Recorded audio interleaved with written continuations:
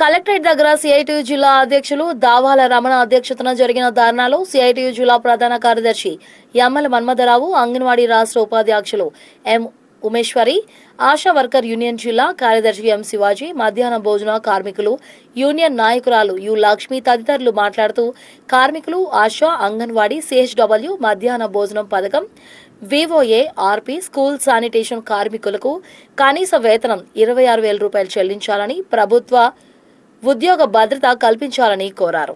క్షేత్రస్థాయిలో పేద ప్రజలకు సేవలు అందించే వీరికి వేతనాలు పెంచి 7 సంవత్సరాలు అవుతుందని, గత ఎన్నికల్లో వేతనాలు పెంచుతామని, ప్రస్తుత ప్రభుత్వం ఇచ్చిన హామీని అమలు చేయాలని కోరుతున్నామన్నారు.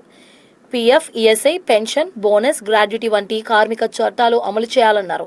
కార్మికులను బానిసలుగా మార్చే 4 లేబర్ కోడ్స్ను రద్దు చేయాలని, PF, ESI, pension, bonus, gratuity వంటి కార్మిక చట్టాలను వర్తింపచేయాలన్నారు. సమస్యను పరిష్కారం అయ్యే వరకు పోరాటం ఆపేది లేదని తెలిపారు.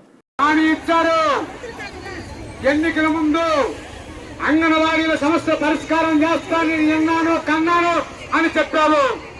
మధ్యాహ్న భోజన కార్మికులు, స్కూల్ సేపర్లు సమస్యలు నాకు తెలుసు, వాళ్ళు పడుతున్న ఇబ్బందులు తెలుసు, నేను పరిష్కారం చేస్తానని చెప్పాము. ఆశా వర్కర్ల సమస్యలు తెలుసు, అనేకమైన సర్వేలు చేస్తున్నారు, రికార్డులు రాస్తున్నారు, సమస్యలు నాకు తెలుసు అని చెప్పాడు.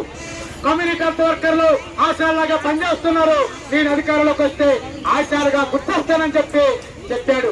ఆర్పీలు పట్టణాల్లో అనేకమైనటువంటి సమస్యల్లో ఉన్నారు.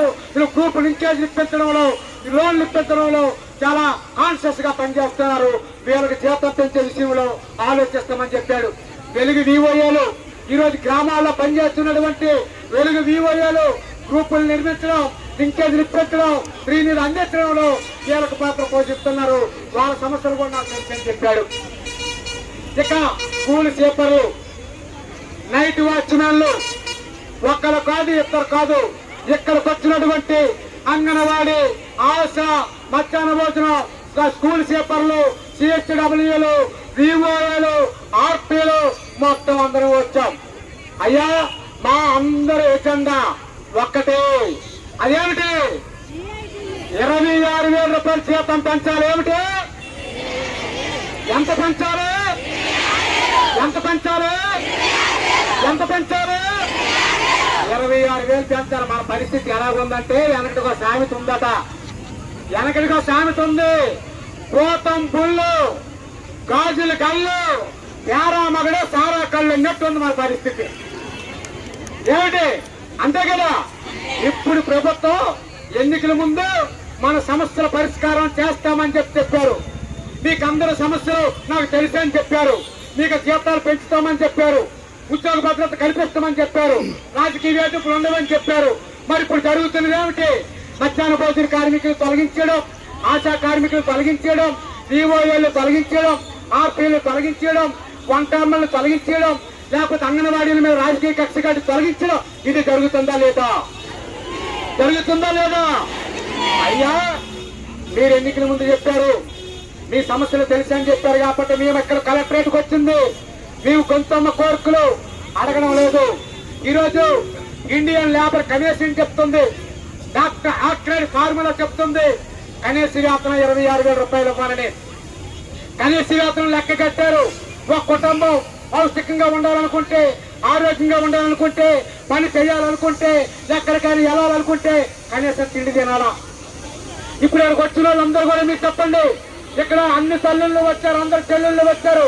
మీరు ఈ దేశం బాగుండాలి, పిల్లలు బాగుండాలి, అందరు ఆరోగ్యం బాగుండాలి, వేడి వేడి భోజనం అందించాలని చెప్తున్నారు కదా. మీకు అందరికి ఇక్కడికి వచ్చిన వాళ్ళందరికీ రక్త పరీక్ష చేయిస్తే నాకు తెలిసి 8-9 పాయింట్ కంటే ఎక్కువ ఉండదని నేను అంటాను. ఇందులో కాదు, మనమేమో భారతదేశమేమో ఆరోగ్యంగా ఉండాలి, పిల్లలేమో ఆరోగ్యంగా ఉండాలి. అదేదో చెప్పినట్టు ధాన్యం గాజులో ధాన్యం గాజులో ఉండాలి, గుండెకాయలో ఉండాలంటే అవసరమా? మరి ప్రభుత్వం మనకి ఇవ్వాలా లేదా? ఇవ్వాలి. ఇప్పుడు అడిగితే ఏమంటారంటే, మీరు పని చేయడం లేదు, మీరు ప్రభుత్వానికి నష్టం చేస్తున్నారు, రోడ్లు ఎక్కుతున్నారు, ధర్నాలు చేస్తున్నారు. నేనే కాదు, ఈ మధ్య కాలంలో ఒక పెద్ద పోరాటం జరిగింది. కాక్రోచ్